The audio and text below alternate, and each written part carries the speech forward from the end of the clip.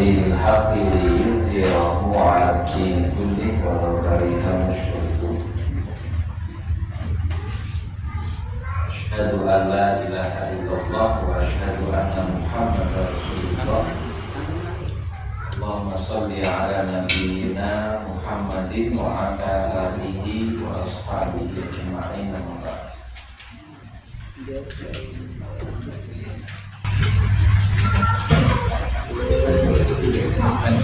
Bapak yang dirahmati Allah Subhanahu wa Ta'ala, masuk di hadis ke-40.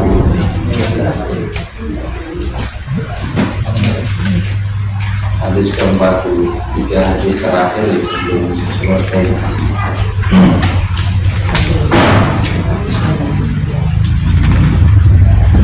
Halaman 157, hadis yang ke-40, judulnya pelehangan.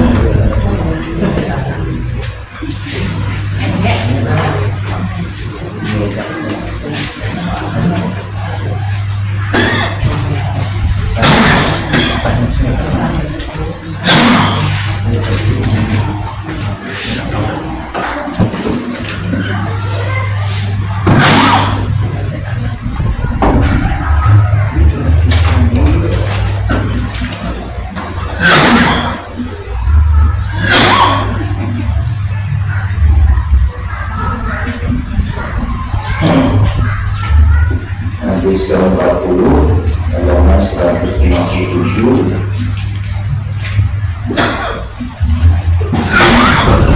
Judulnya adalah lanjut, baca terlebih dahulu hadisnya.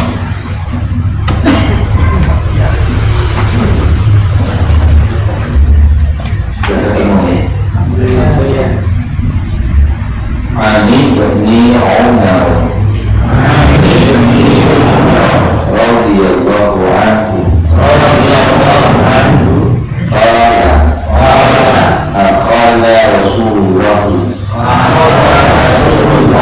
sallallahu alaihi wasallam biman kibai harusnya biman kibaiya faqala kun fid dunya ka'annaka gharibun aw abiru sabil wa kana ibnu Umar radhiyallahu anhu yaqulu idza amsayta fala tantawil sabaha fala tantawil sabaha wa idza asbahta fala tantawil masa wa khudh min sihhatika lima radika wa min hayatika limautika.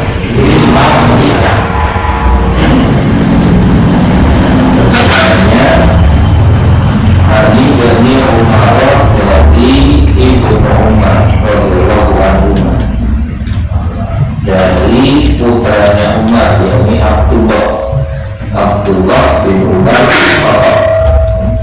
putra sahabat Umar, asma'ul Abdullah, disingkat dengan Ibnu Umar, putra Umar radhiyallahu anhu.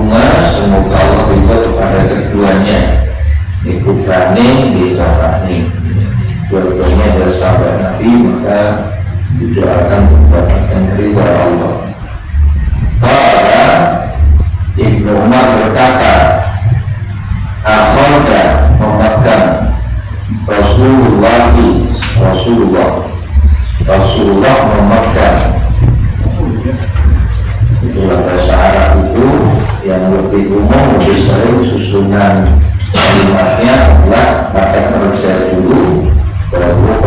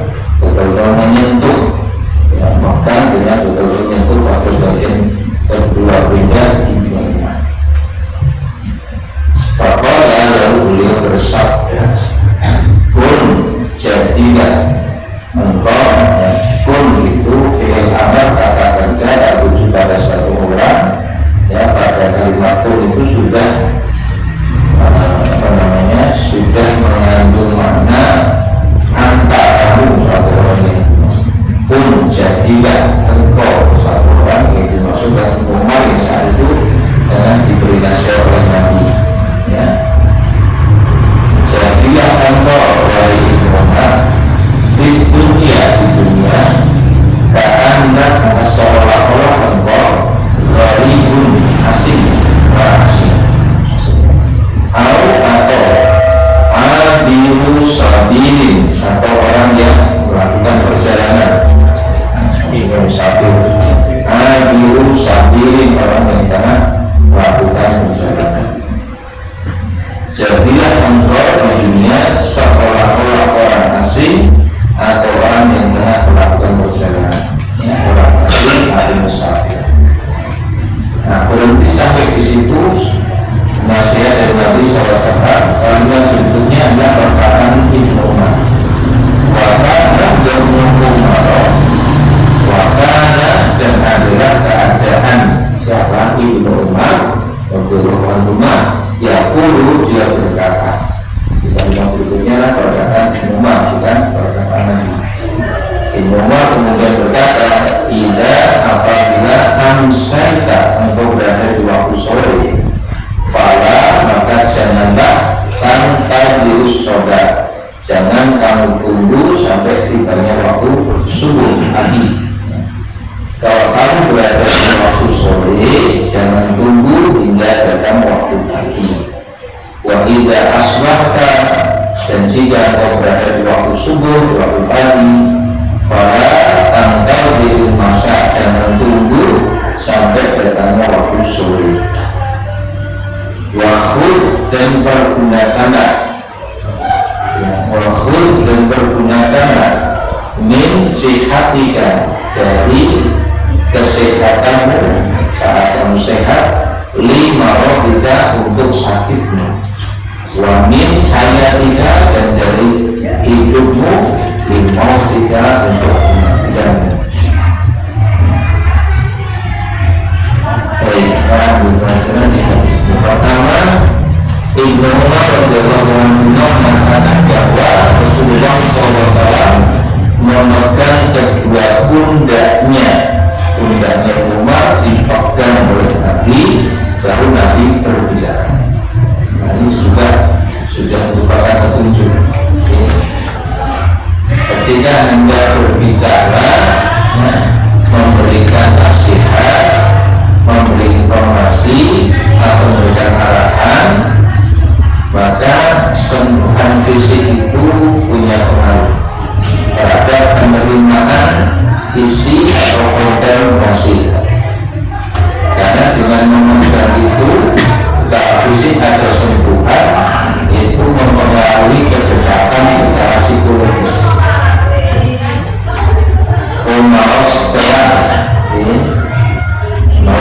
nyetel karpio, dengan memegang itu orang yang merasa ini penelitian orang dalam, sentuhan fisik mempengaruhi kedekatan psikologis. Kedekatan psikologis sangat menentukan penerimaan pesan. Ya, orang kalau merasa jauh, nasihat yang baik pun sulit untuk diterima. Jadi yang harus dilakukan adalah mengupayakan kedekatan. Di antara upaya untuk apa yang kita bisa lakukan untuk mengupayakan kedekatan adalah sentuhan fisik. Ya, laki dengan laki, perempuan dengan perempuan, itu selalu mahramnya. Nah, ini penting, ya, karena Nabi SAW melakukan hal ini bukan hanya di satu dua kesempatan.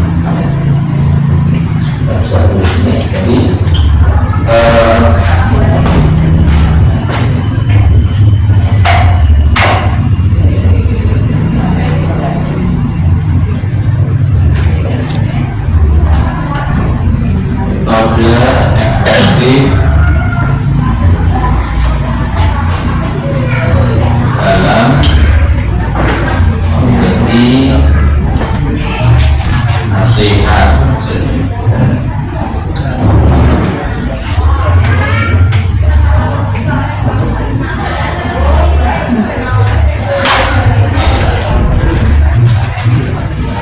ditulis di antaranya karena berdasarkan hadis ini, di antaranya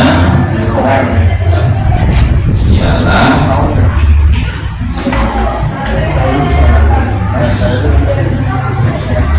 dengan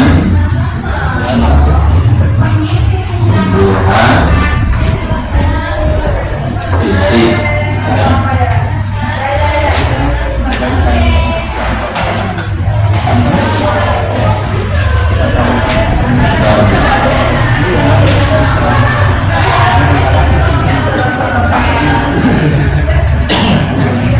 sentuhan fisik ini berpengaruh karena kedekatan psikologis.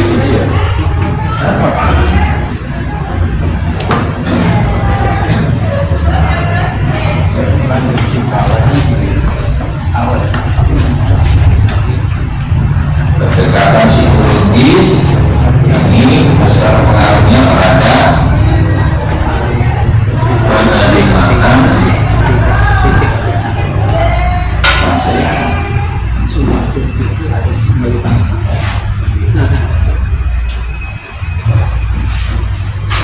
Kedekatan fisik, kedekatan psikologis, penerimaan masyarakat.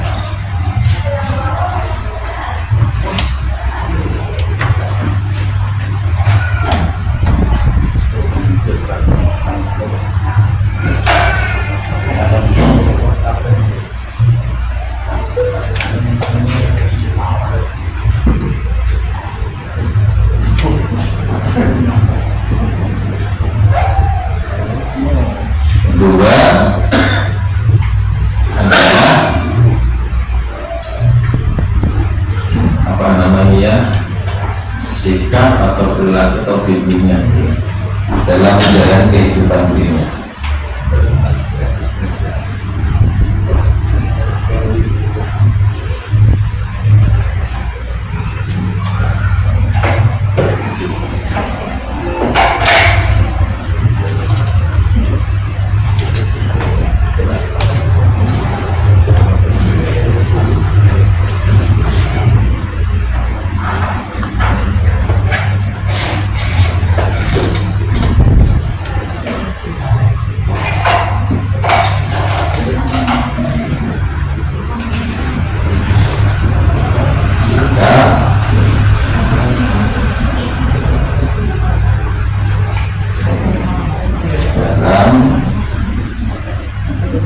Menjalani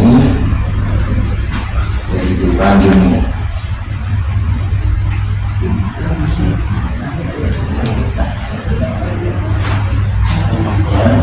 Diungkapkan dalam hadis ini dalam dua sikap. Annaka qaribun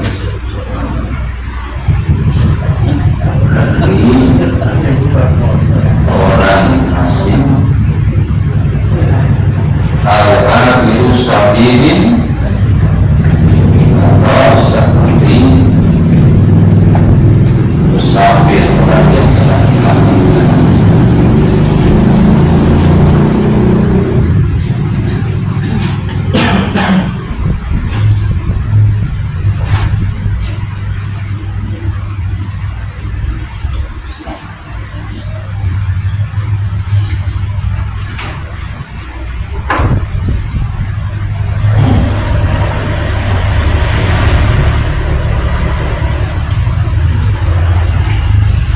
Dalam kitab Jami'ul Ulum wal Hikam, Imam Ibnu Rajab Al-Hambali dalam menjelaskan ka'annaka gharibun, seperti orang asing, itu memberikan pemaknaan,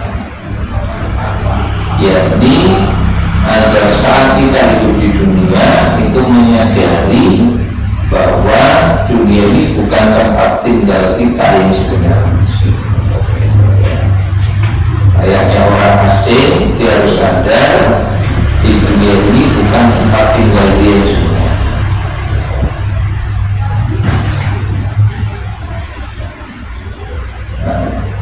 Sehingga dia tidak perlu punya angan-angan yang panjang di kehidupan dunia.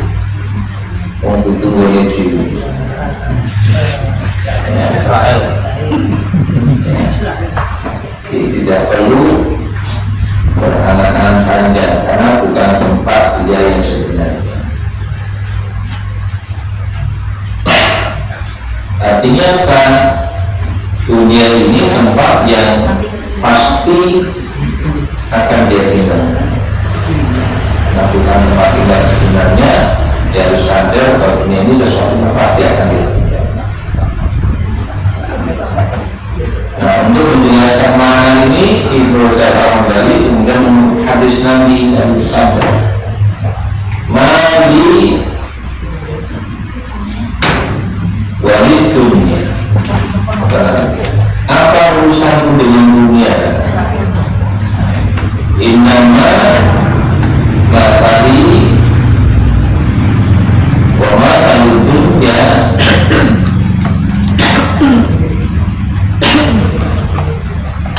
sesungguhnya perumpamaanku dengan dunia ini kalau ini seperti seseorang yang menunggang, ya, seseorang pengendara yang beristirahat di syajaratin, beristirahat di bawah naungan pohon. Lalu ia tinggalkan pohon seperti pengendara yang ia berteduh di bawah pohon untuk kemudian segera tidur.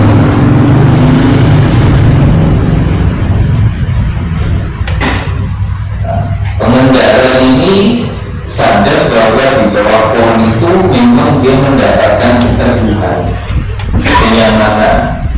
Tapi dia sadar dia hanya beristirahat sebentar, kemudian dia tinggalkan untuk melanjutkan perjalanannya menuju tempat tinggal yang sebenarnya.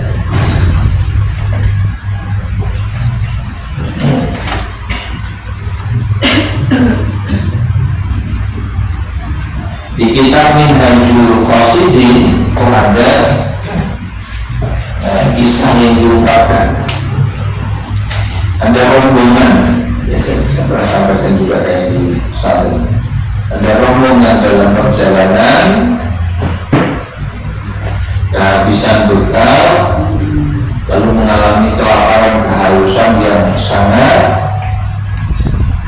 masih harus melanjutkan perjalanan itu di terik matahari sangat panas di padang pasir yang mereka sulit mendapati di mana nih adanya tempat berteduh, tempat istirahat yang nyaman. Padahal kondisinya sudah sangat lapar, sangat haus, panasan, secara fisik sudah tidak kuat lagi untuk tempat berjalan. Lalu tiba-tiba datang seseorang mendekati mereka, lalu menawarkan tempat untuk beristirahat. Diajaklah rombongan itu ke tempat orang tersebut. Ternyata sampai di tempat tinggalan tersebut ada kebun yang sangat luas, ada sungai yang mengalir di situ, ada bermacam-macam buah-buahan, ada beraneka minuman dan makanan yang kemudian disuguhkan kepada mereka. Kira-kira bersembunyi. Senang loh. Mulai tenanan kesel disuguhi seluruh yang dibutuhkan, berlimpah makanan dan minuman di tempat yang sangat baik. Setelah cukup lama berada di tempat tersebut, pimpinan rombongan mengajak untuk melanjutkan perjalanan. Ayo kita lanjutkan perjalanan. Sebagian mengikuti arahan pimpinan itu, tapi sebagian yang lain memilih tidak usah, di sini aja sudah enak. Dia bayangkan perjalanan seperti itu luar biasa berat. Ya, dibujuk untuk melanjutkan perjalanan, tetapi tidak mau. Satu dua orang sudah kami memilih tetap tinggal di sini saja, silakan kalian kalau mau lanjutkan perjalanan. Akhirnya dilanjutkan perjalanan minus beberapa orang yang tidak mau ikut karena sudah merasa nyaman di situ. Setelah agak jauh perjalanan dilakukan, yang melanjutkan perjalanan tadi tidak disangka di tempat itu, di tempat yang sangat nyaman bagi beberapa orang yang tinggal tadi, terjadi angin badai. Ya, angin yang besar sekali memporak-porandakan, sekali ada tempat itu rusak semua, hancur semua yang ada, tidak tersisa. Kira-kira menyesal nggak orang yang tidak melanjutkan perjalanan? Seandainya tak sekarang nggak ada apa-apa sih. Nah, Israel diungkapkan untuk menjelaskan dunia itu begitu. Ada orang yang sekarang nyaman sekali hidupnya, padahal nanti akan hancur. Seluruh yang dunia akan hancur, tapi lagi apa yang bisa diambil?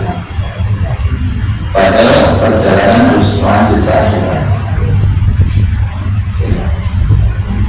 Maka jangan merasa nyaman di dunia ini akan hancur binasa itu pasti. Dan kita harus terus melanjutkan perjalanan. Yang mana pertama, sadari bahwa dunia itu bukan tempat tinggal kita yang sebenarnya. Kita harus terus melanjutkan perjalanan sampai pada tempat tinggal yang sebenarnya. Al-Abiru Sabilin, atau seperti orang yang tengah melakukan perjalanan musafir masih menuju Tajamil Ulumah itu. Ibnu Rajab Al-Hambali mengatakan Al-Abiru Sabilin, atau seperti orang yang tengah melakukan perjalanan itu musafir adalah orang yang terus berjalan sampai kepada tujuannya tanpa kenal putus asa. Dia pasti akan mengalami banyak kesulitan, hambatan, atau dia akan menemui hal-hal yang menarik perhatian, tetapi dia tidak akan kehilangan fokus dari tujuan yang sebenarnya. Dan kita masih dalam perjalanan, kita musafir menuju ke akhirat. Kalau belum sampai tujuan yang sebenarnya, ya, maka jangan pernah berhenti dan menyerah. Sepanjang perjalanan itu banyak hal-hal yang mungkin akan mempersulit kita, menghambat kita, atau sesuatu yang menyenangkan tetapi melenakan dari perhatian semestinya kita kepada kehidupan. Ini yang diungkap oleh Nabi SAW adalah nasihatnya ini kepada umat, kepada nasihat kepada kita.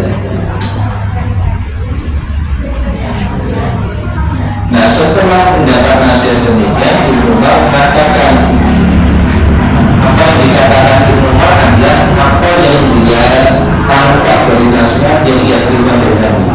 Ida amsalta fala tamtadil shodah. Kalau kamu berada di waktu sore seperti saat ini, fala tamtadil shodah, jangan tunggu sampai datangnya waktu pagi. Artinya gunakan waktumu di waktu sore ini, tidak usah menunggu sampai pagi, karena belum tentu kita sampai. Ya. Belum tentu kita sampai. Ini memaknai demikian karena kita ada kalimat walhud min hayatika lumautika, walhud min sihatika lumautika.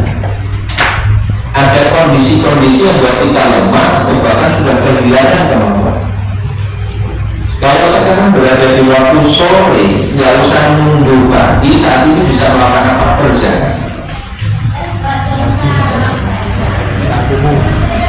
Karena tidak selamanya kita disehat, ada kondisi sakit yang melemahkan kemampuan kita untuk berbuat. Atau bahkan ada saat kita harus mati yang sudah nggak bisa berbuat apa-apa. Bukan sama mengku untuk bisik.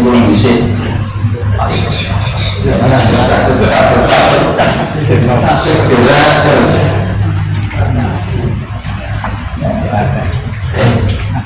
Jadi ketiga ini tidak kata jadi sudah tidak ada materi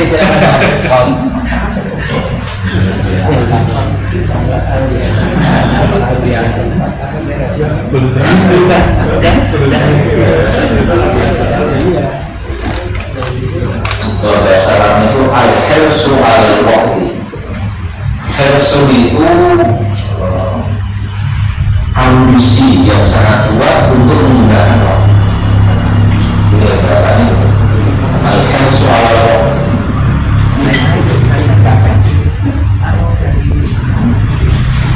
Sungguh-sungguh berambisi, ya.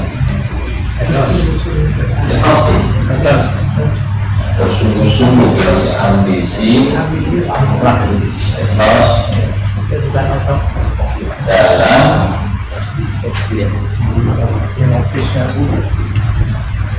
menggunakan atau memanfaatkan waktu. Dengan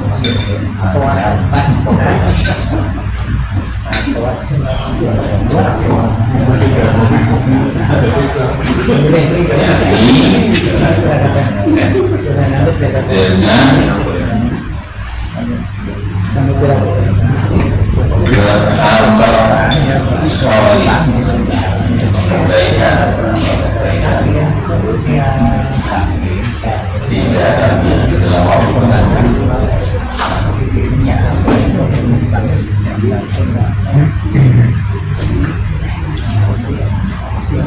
Sungguh-sungguh ambisinya dalam menggunakan dan memanfaatkan waktu dengan beramal soleh.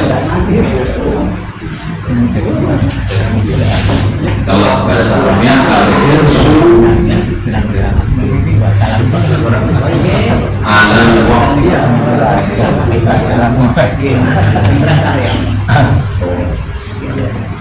al-hirsu alal waqti. Nah, ini kita bisa misalnya mengambil di Quran surat Al-Asr 1-3. Nah, pernah kita pelajari berdasarkan ayat ini bagaimana semestinya menggunakan waktu.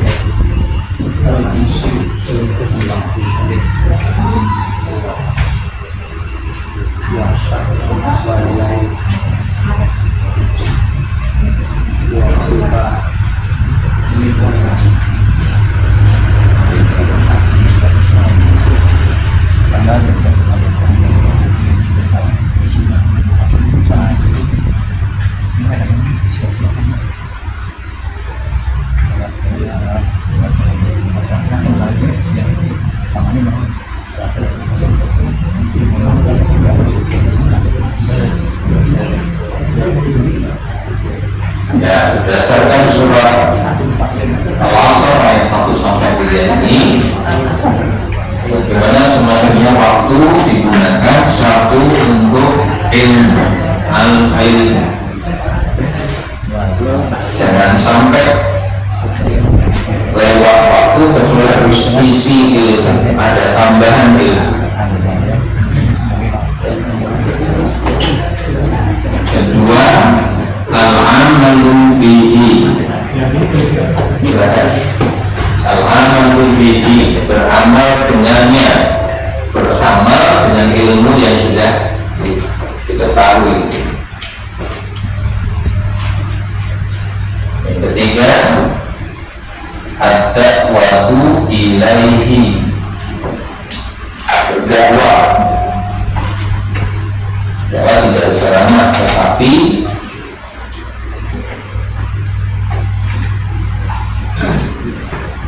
menebar pengaruh kebaikan dari yang sudah kita lakukan. Jangan berhenti pada diri kita. Pembuluh jalan itu ditulang-tulangi. Oke. Jangan sampai kebaikan itu hanya berhenti pada itu. Ajak dan pengaruhi orang lain untuk berbaik. Masing-masing kita menjadi influencer.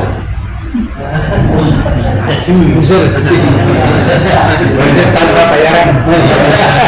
Influencer kebaikan harus. Jangan sampai kita tidak memberi pengaruh kebaikan di mana saja.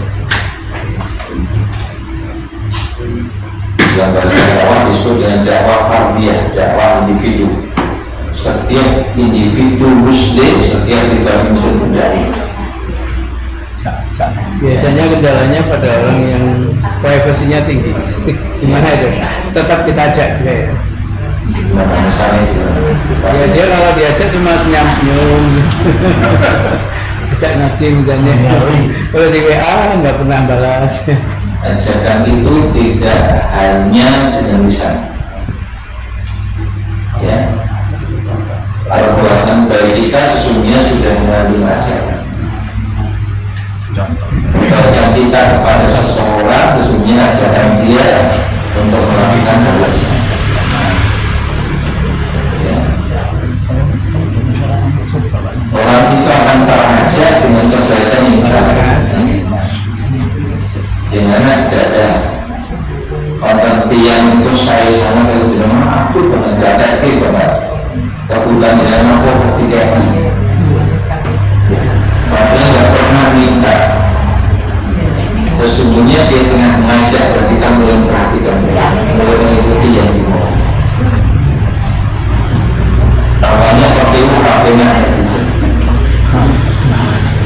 ketika kemudian mulai melakukan apa yang ya dilakukannya, kita menjadi merasa mulai menikmati sebelum hasil ya. Jadi ketika itu bolehlah kita merasakan manfaat. Nah itu yang dalam kaidah dakwah disebut at-ta'lif qabla at-ta'rif. Ikat hati dulu sebelum memberi pengertian. Nah, mengikat hati. Kalau hati sudah terikat, ajakan menjadi mudah untuk diterima. Sebelum apa nih? Sebelum mengikat hati adalah al-qudwah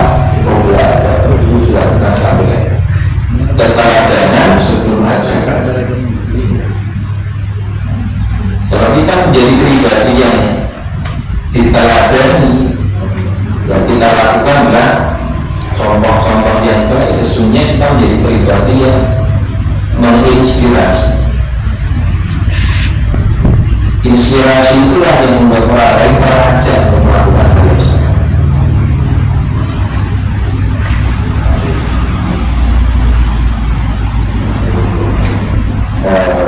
Ada seorang orang namanya Abbas As-Sisi menulis buku At-Tariq yaitu Jalan Menuju Hati.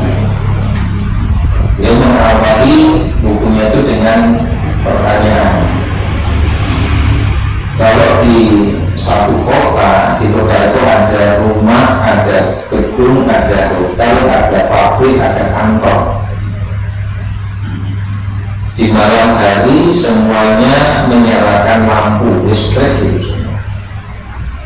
Bagaimana caranya mematikan seluruh lampu dan listrik di kota itu dengan satu kali tindakan saja? Caranya bersungguh. Dengan satu tindakan seluruh listrik kota itu mati semua. Caranya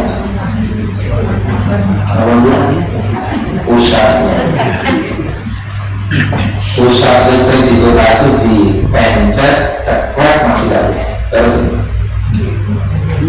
begitulah pada manusia ada pusat yang menghidupkan, menghormatikan orang. Dan pusat itu adalah hati. Nah hati ini sekenal yang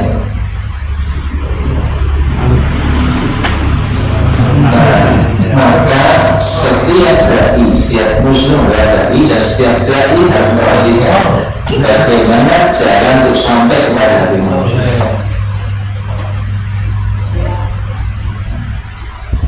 Baik, ini kalau di surat Al-Asr kan surat Al-Asr bil haq, saling menasihati setelah amanu wa amilus sholihat, iman dan amal soleh, wa tawassaw. Harus digunakan waktu itu juga untuk dakwah, untuk menebar kebaikan, karena apa yang sudah kita upayakan untuk berilmu dan beramal soleh itu tidak akan bisa terjaga dengan baik kalau tidak didukung, disupport oleh lingkungan yang kondusif. Lingkungan itu besar sekali pengaruhnya terhadap keistiqomahan kita dalam berbuat kebaikan. Dan lingkungan itu tidak dituju, tapi diciptakan, diupayakan.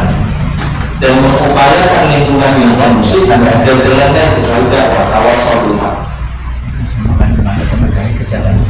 Karena di saat yang sama para pelaku dosa juga mengupayakan lingkungan yang merusak. Buat undang-undang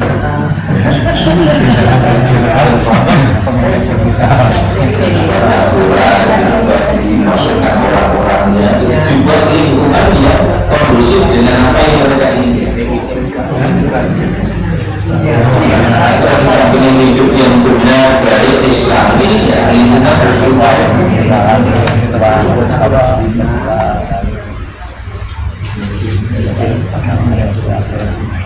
Nah, misalnya seringkali itu pemahaman seperti ini masih banyak yang belum dimiliki oleh setiap muslim. Bermaksudnya aku itu dan merasa cukup ya, dan belajarnya sini sekedar didekati. Melakukan pengajian, berada di lingkungan sosial terus dewi diri. Tidak ada kekompangan sama sekali. Pengaji dia ngobrol. Kenapa sikapnya menjadi berbeda? Kenapa pilihannya dari beda?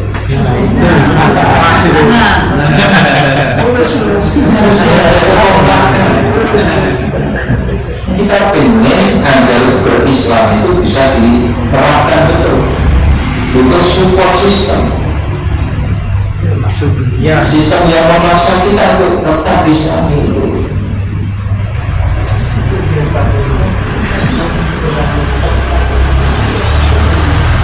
Nah, maka waktu harus gunakan juga untuk membangun sistem sosial yang kondusif dengan nilai Islam. Tidak berhenti pada wilayah individu saja, coba buat keluarganya dikondisikan, kemudian di tingkat RT kondisikan, tingkat RW kondisikan, tingkat pertukaran kondisikan,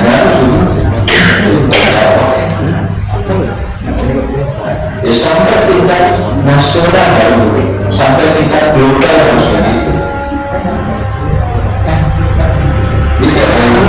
Bukan sekedar ceramah, implementasi nilai-nilai yang kita pelajari dalam kehidupan pribadi, keluarga, sosial, tata kelola negara sampai tata dunia.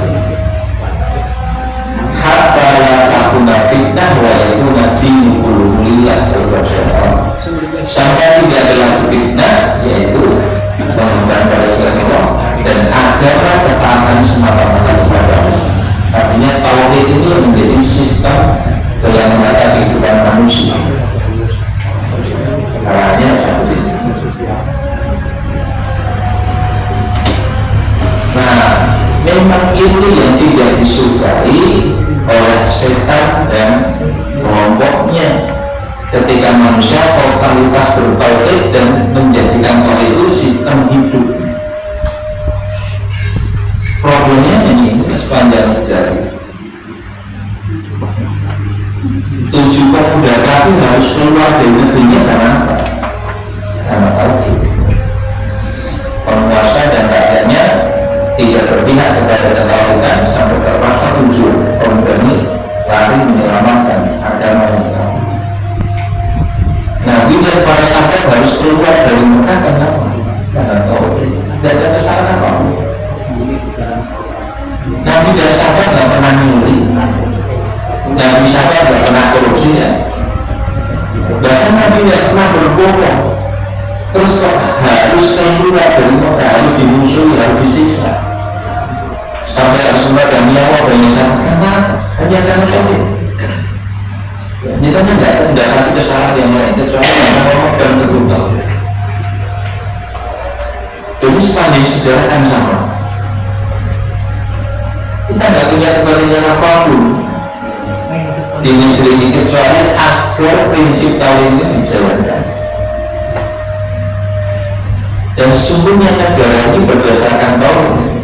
Negara Indonesia, negara ini berdasar atas ketuhanan Indonesia tauhid. Negara ini berdasar tauhid harusnya. Tapi kalau pemegang kekuasaan ini bukan orang yang benar dalam bertauhid, akan dijalankan ke sekian.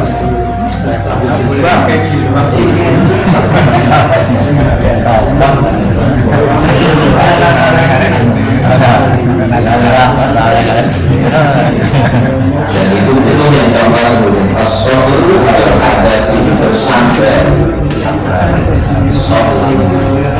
bersandar terhadap gangguan-gangguan pada jalan tauhid, kesulitan, gangguan, kepayahan, penderitaan, caci maki, bulian,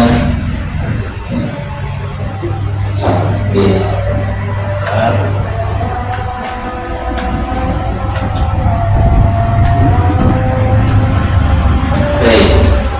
satu lagi sebenarnya kita perhatikan, satu lagi di pelajaran pada hadis ke-40 ini,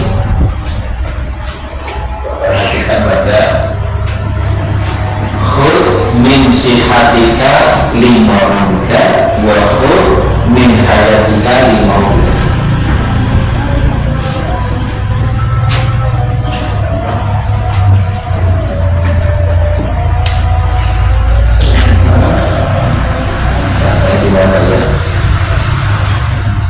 Pergunakan sehatmu untuk sakitmu, gunakanlah hidupmu untuk matimu. Nah, saya dulu ini. Jadi maksudnya begini, saat kita sakit, apa yang kita lakukan saat sehat itu ada kontribusi yang kita bisa ambil manfaatnya saat sakit. Di saat hidup kita melakukan apa, maka apa yang kita lakukan di saat hidup itu berkontribusi bagi kita berupa manfaat saat kita mati. Itu bahasa ini. Ini investasi. Misalnya, jadi ini ada kondisi sehat, kemudian sakit. Saat hidup, kemudian investasi dan antisipasi. Pada saat sehat, jenengan bisa sholat 5 waktu, jenengan bisa berjamaah, baca Al-Quran dalam jumlah yang banyak, wirid yang panjang, sedekah, datang ke majelis ilmu. Tapi ternyata ada kondisi tatkala kita mengalami kelemahan untuk melakukan itu sakit. Saat sakit ini kita mendapatkan manfaat dengan apa yang kita lakukan saat sehat. Apa itu? Apa yang biasa kita lakukan saat sehat, walaupun ketika sakit tidak bisa dilakukan, tetap dicatat oleh Allah kita melakukan. Ya. Min sehatika limau. Begitupun saat hidup melakukan apa, maka ada investasi saat itu. Amal apa yang ketika kita mati tetap akan mengalirkan pahala. Maksudnya khudh min hayatika limau.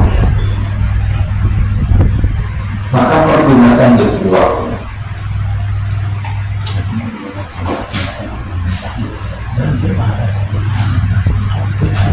Ini peluang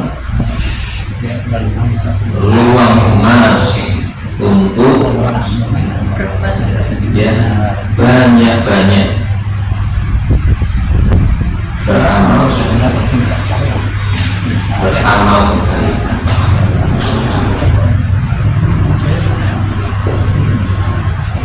termasuk mengisi kemerdekaan ini. Iya. Ya, kemerdekaan nanti sudah merdeka. Belum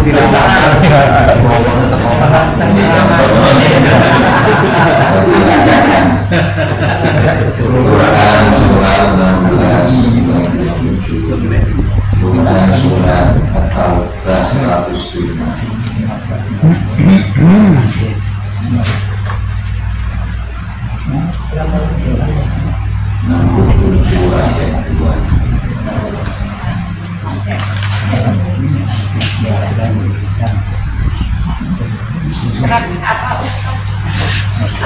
Surat 16 97 An-Nahl 97, surat ke-9 surat At-Taubah 105, surat 67 surat Al-Mulk ayat 2. Saya ditambahkan surat Al-Mu'minun 99 sampai 100.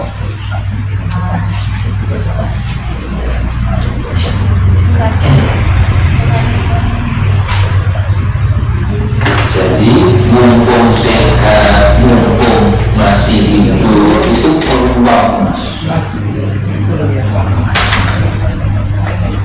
Sebab tatkala datang ya keadaan yang lain dari sehat ke sakit atau dari hidup ke mati, maka pasti kita akan menyesal tatkala kondisi sebelumnya yang mungkin melakukan ya dan mampu melakukan ternyata hilang dari diri kita, hanya bisa ya berharap dan berkeinginan dan tidak akan pernah. Tetapi kerja keras kita pada kondisi yang kita mampu melakukan dan betul-betul kita kerjakan dengan sungguh-sungguh, meskipun datang waktu atau keadaan kita sudah lemah, dapat mampu melakukan, kita tetap dapat lemah.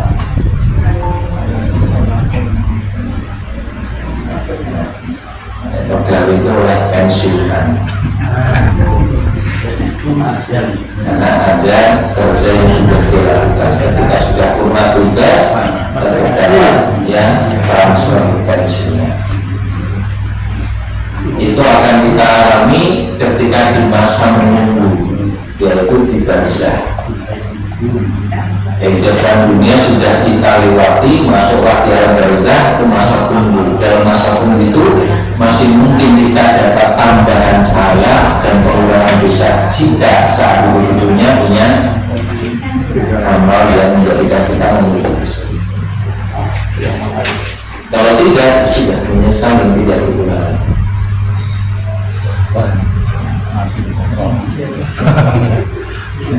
Allah ini hadis yang ke-40. Baik, ada yang mau ditanyakan kalau kita masuk dulu nih. Kita beri dulu untuk sholat maghrib. Ingkang wonten tugas sanksi maupun dulu yang tidak nanti bisa menggunakan waktu maghrib. Diskusi kita akhiri dulu dengan hamdalah.